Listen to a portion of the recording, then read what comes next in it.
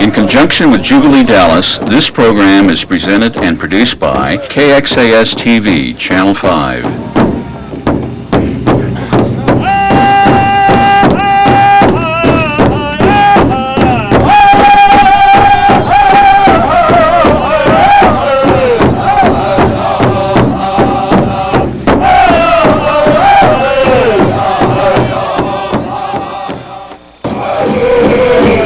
All too often, the image of the Native American that comes to mind is a tall Indian, dressed in breechcloth, moccasins, and feathered war bonnet, the vanishing American at the end of the trail. In old Hollywood movies, American Indians were mostly portrayed as bloodthirsty savages, enemies of the white man's progress. Not too often do we see the Indian as an ordinary human being with ambition, strength, and intelligence to make constant adjustments to the changing environment. The American Indian people in North Texas in recent years have regained a pride in their identity as Native Americans and members of tribal groups. I have a job, I've gone to school, and yet there's a part of me that can go back in time on a Saturday night at a powwow and feel a certain tie to the past that says, don't forget your culture, your traditions, and present them as well as you can.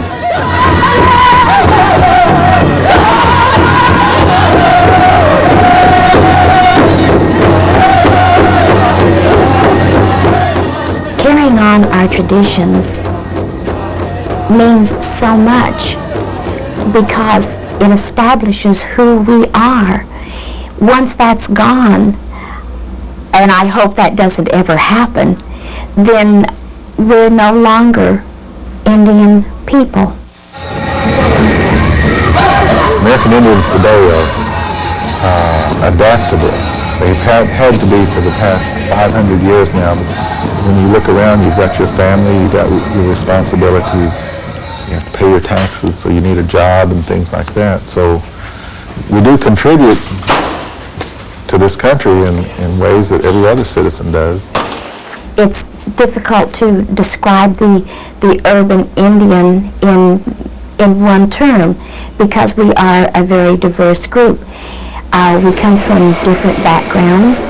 We are taking part in different activities here in the city.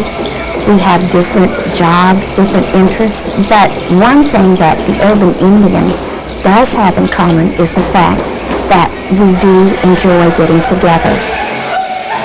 The powwow itself has developed in the Plains area and spread all across the nation, so now you can go to a powwow anywhere.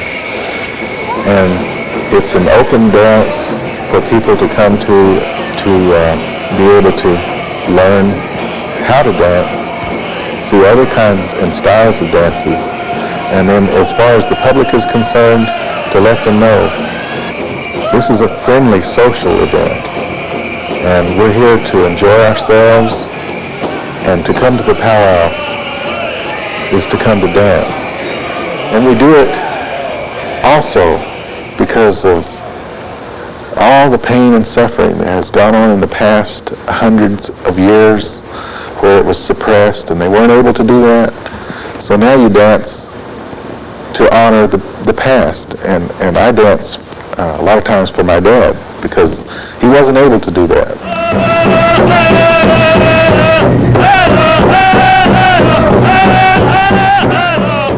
We are extremely family-oriented, and in this day and age, when people move around so much and lose contact with the family, we are probably one of the few groups that keeps in contact. Our tribe, to us, is like an extended family. I think the tribe influences individuals more than we realize. each tribe has a culture of its own and has traits that are unique to that tribe. And growing up, a lot of values were stressed on me from my parents, my grandparents. The main one is like respect and to have high morals and to respect all people and mainly to respect older people. And my parents, my grandparents always wanted us to get an education and to make it in the world. I always learned from my grandpa, he always would dance, so I was always by his side. And I learned from him and watching others, my uncles, my dad. Now that I'm older, I see that I need to hold on to my traditions and, keep them alive. They'll be lost, forever. So, that's important to me. It's like my main goal in life is to keep the tradition alive.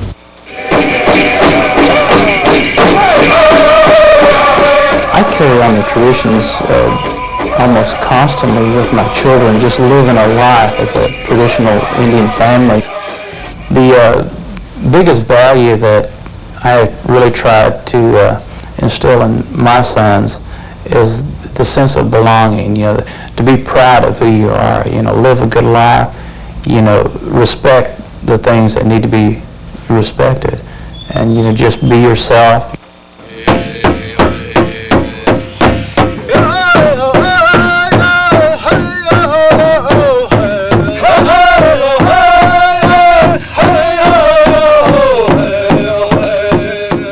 My grandmother told me a long time ago that if you can keep your language alive, you're keeping your tribe alive. And as soon as my children come home from school, they don't speak English in the house. Their father speaks Alabama and I speak Coshada. And both of us teach them our language, and then they can be speaking Alabama to him, and then they turn around and speak Coshada to me. Today's American Indian lives in two worlds, one contemporary and one whose traditions and values go back hundreds of years to their ancestors, the first Texans. A long time ago, this land belonged to our fathers. But when I go up the river, I see camps of soldiers on its banks. These soldiers cut my timber. They kill my buffalo. And when I see that, it feels as if my heart would burst with sorrow. One of the first inhabitants who hunted in what is now North Texas was the Paleo-Indian some 12,000 years ago. These first Texans formed groups that moved around in search of bison, camels, mammoths, and mastodons. Archaeologists today call them the Clovis people. Here, just north of Denton, an ancient Clovis campsite has been unearthed by the University of North Texas. It's one of the most important archaeological sites in the country. The excavations at the Aubrey Clovis site really gave us quite a lot of information concerning the mobility of these peoples, and it suggests that these people moved to a likely hunting place, killed some large animals, procured other types of food, prepared their weapons, and probably dried meat for transportation, and moved on. My best hunch at this time is that we're dealing with multiple families traveling together. By about 8,000 years ago, the world's climate had grown warmer. The ancient beasts of the Ice Age were extinct, but nature provided bountiful resources in her rivers and on her prairies for the native Texans. As the Indian populations grew, they became less nomadic, building villages and experimenting with farming. The Caddo Indians settled in East Texas. Their society was a complex bureaucracy with members assigned specific tasks: farmers, hunters, traders, and even artisans and priests. In North Texas, the Wichitas built round huts like the Caddos. When horses arrived in the region, the Wichitas became great hunters of bison. The Wichitas, at the time that the Europeans arrived, controlled an area of the southern plains which is estimated to have been about 90 million acres from southern Kansas all the way down to the Waco region. But the Wichitas were the true natives of this region at the time of European arrival. In the 1500s, Spanish explorers arrived in Texas. The Indians welcomed them, but the white men were more interested in usurping their land than in being their friends. European ways were baffling to the Indians. Their lives were governed by tribal tradition and family values, not written laws. It was inconceivable to them that man could own a piece of the earth. By the end of the 1700s, many Indians had been killed in battle or had died of European diseases like smallpox and cholera. Others, like the Comanches and Kiowas, fiercely defended the encroachment on their homeland. When Sam Houston became president of the Republic of Texas, he signed a treaty giving Cherokees title to land in northeast Texas, but the Congress voted it down. When Maribel Lamar succeeded Houston as president, he vowed to get rid of the Cherokees, either by forcing them out or killing them. Animosity between the Anglos and the Indians grew as the settlers took over more and more land. By 1859, in an attempt to stop the violence, the federal government removed most of the Indian tribes to Oklahoma, then known as Indian Territory. Fierce bands of Comanches, Cheyennes, and Kiowas who remained fought and killed the settlers who were trying to run them off. Among the last to leave, the great Comanche chief, Quanah Parker. He and a group of warriors fought bitterly to hold on to their land, but in the end, hungry and defeated, they surrendered at Fort Sill, Indian Territory in 1875. Though the Indians had been banished, their legacy remained. Even the word Texas evolved from the Catalan word Teixa, meaning friends or allies. It was the greeting the Caddos used to welcome the first white men they encountered, a sentiment that was not returned.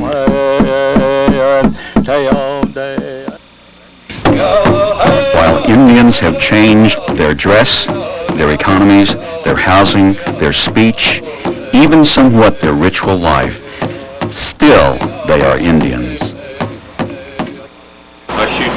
1957 was a watershed year for the present-day Indian population in North Texas. It was then that the Bureau of Indian Affairs opened an office in Dallas to help Indians who wanted to move to the city, helping them to learn job skills, find employment, and housing. Since then, the Indian population has steadily increased to about 20,000 today.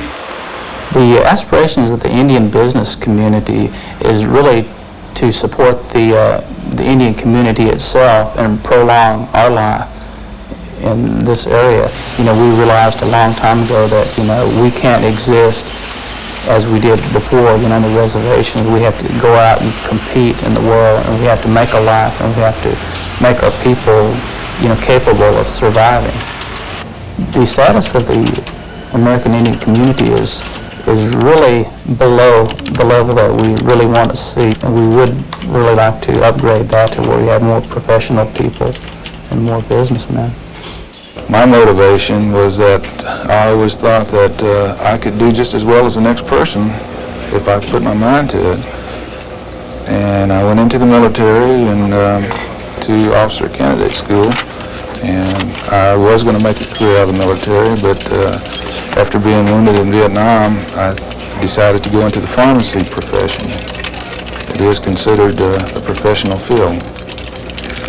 So the motivation I had was to show that I could do just as well as someone else, and that I wanted to provide an example for my children and for my people. The priorities right now of the Indian community are really to help prolong our culture. We have to provide, you know, the basic needs for our people. We have to get them jobs so they can have food and shelter and raise their families in a secure atmosphere.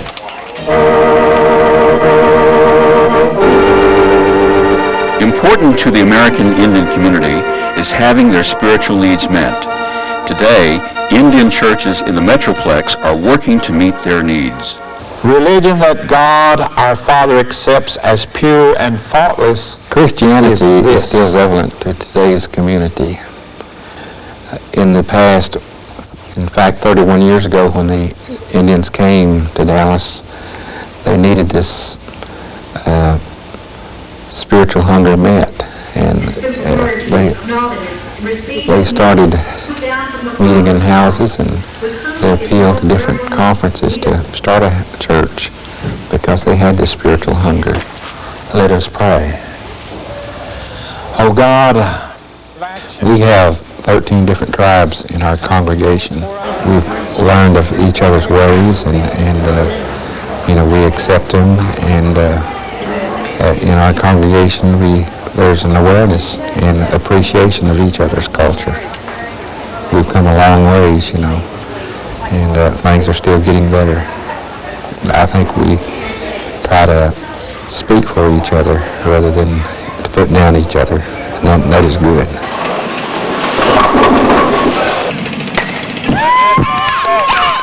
There are other social outlets that help to reinforce the group spirit.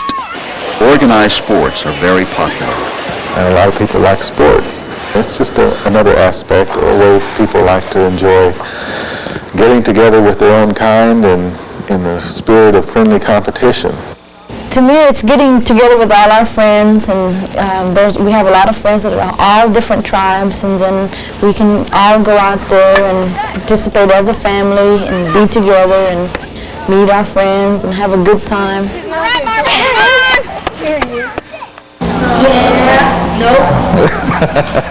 There are approximately 500 Native American students in the Dallas Independent School District.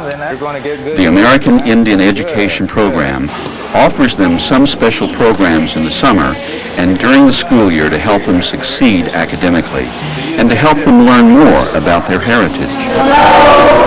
Main thing is I want them to be very proud that they're American Indians. Also to know a little bit more about their tribes. And some of their homework has been for them to go home and talk to their parents or grandparents. The American Indian Education during the school year provides supplemental services to American Indian students in the Dallas Independent School District. And one of the main purposes is to provide academic success for our Indian students in any way that we can. It's just real nice to see the Indian students really building their pride in being American Indian students. I'm Eladia Hernandez, and I'm Sioux, and I'm proud of it. I'm Aaron Newclear, and I'm Comanche, and I'm proud of it. I'm Candace Aitzid, and I'm Choctaw and Kiowa, and I'm proud of it. My name is David Peshka, and I'm Choctaw, and I'm proud of it. I'm Angie, and I'm Cherokee, and I'm proud of being Cherokee. I'm Kenny Moa, and I'm a Comanche, and I'm proud of it. Raise the flag with care. Go out and whip the enemy and be glad. Most people are familiar with the image of the Indian as a great warrior. The Spanish conquistadors inadvertently honed these battle skills when they brought horses to the Plains region. Earthbound no more, the Indian warriors became superior riders and were described by the U.S. military as the finest light cavalry in the world.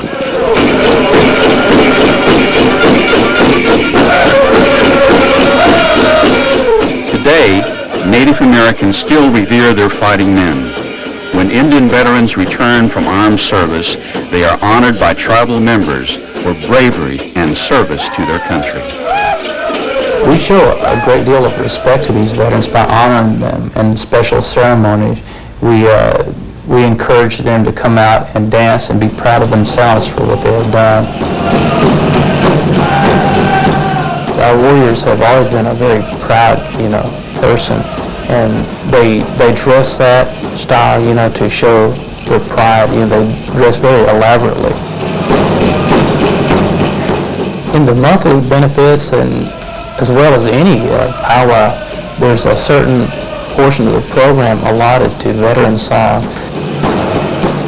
The Native American has always been honored by his people. They come back from combat areas, and they did not have the problems that a lot of the other non-Indian veterans experience. During the Vietnam War, there were a lot of veterans I know that had to deal with what was going on at home. However, the American Indian, when he came back, his people honored him with a dance, with recognition, and always in their prayers they mentioned the veterans at all functions. It is this pride and allegiance to their heritage that have given the Indians their strength to survive their many hardships. With a 1990 census of more than 1.5 million people, it appears that the Indian population in the United States is larger now than at any time since the 16th century. Despite the problems of adjustment and loneliness for some, the American Indian people of North Texas have learned to participate in non-Indian society. They have jobs in all areas of the workforce, yet they still deeply cherish their Indian heritage, and they hold great promise for the future. I've run into some people that, wow, man, you're Indian. I thought they were dead a long time ago, back when the dinosaurs died. But no, we're still alive, we're still here, we're still kicking. And we'll be around for a long time to come.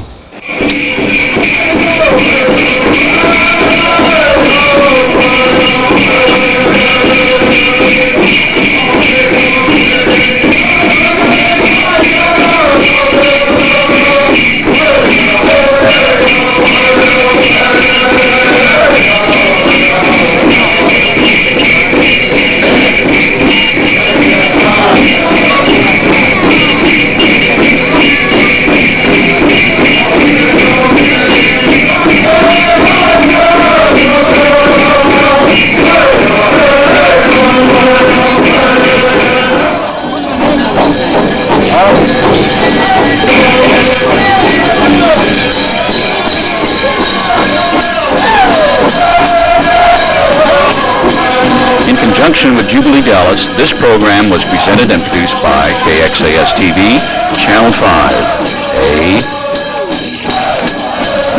For a copy of First Texans, call KXAS TV, Metro 817-429-5555.